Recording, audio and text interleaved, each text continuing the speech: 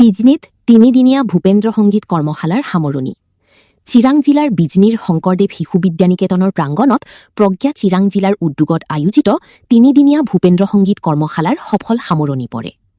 Doctor Bhupen হাজৰিকাৰ কালজয়ী গীতসমূহ নতুন প্ৰজন্মৰ মাজত জীয়াই ৰখা, সংগীত সংস্কৃতিৰ প্ৰতি আগ্ৰহ বৃদ্ধি কৰা আৰু তেওঁৰ সৃষ্টিশীল আদৰ্শ আগবঢ়াই নিয়াৰ উদ্দেশ্যে এই কৰ্মশালাৰ আয়োজন কৰা হয়।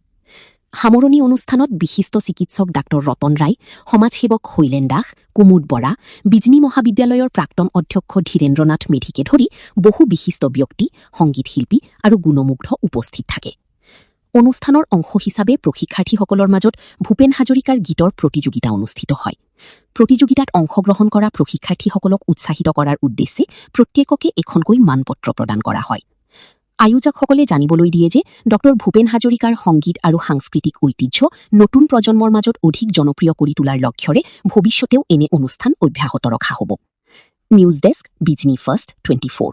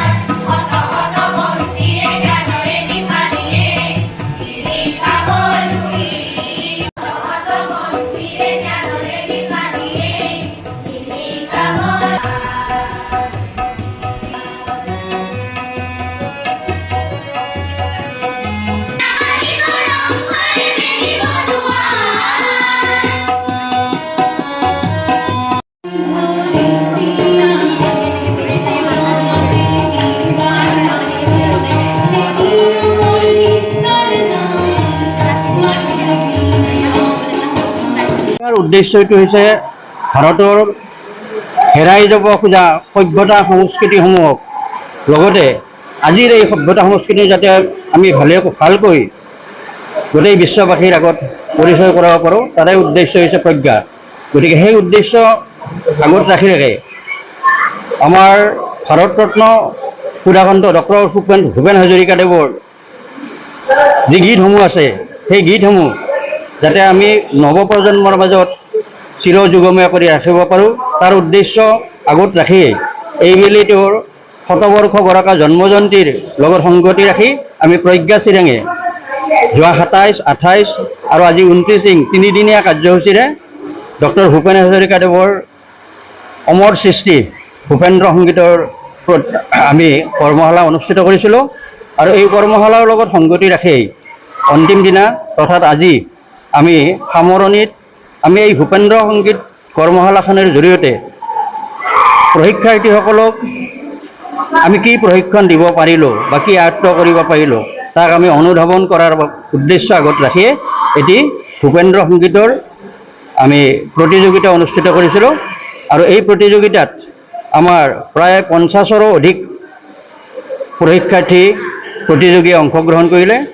আৰু এই গোটেই অনুষ্ঠানটোৱে গোটেই বিজনীবাসী ৰাইজৰ আকুণ্ঠ সহায় সহযোগত আৰু আপোনালোকৰ প্ৰচাৰ মাধ্যমৰ পূৰ্ণ সহযোগিতাত আমি আশা কৰোঁ যে সফলভাৱে আমি ৰূপায়িত কৰাত সক্ষম হৈছোঁ। আৰু আমি আশা ৰাখিছোঁ আগলৈও আপোনালোকৰ সম্পূৰ্ণ সহায় সহযোগিতাত প্ৰজ্ঞা চিৰাঙক আমি আৰু অধিক অগ্ৰাসী মনোভাৱেৰে আগুৱাই নিব পাৰিম। ধন্যবাদ।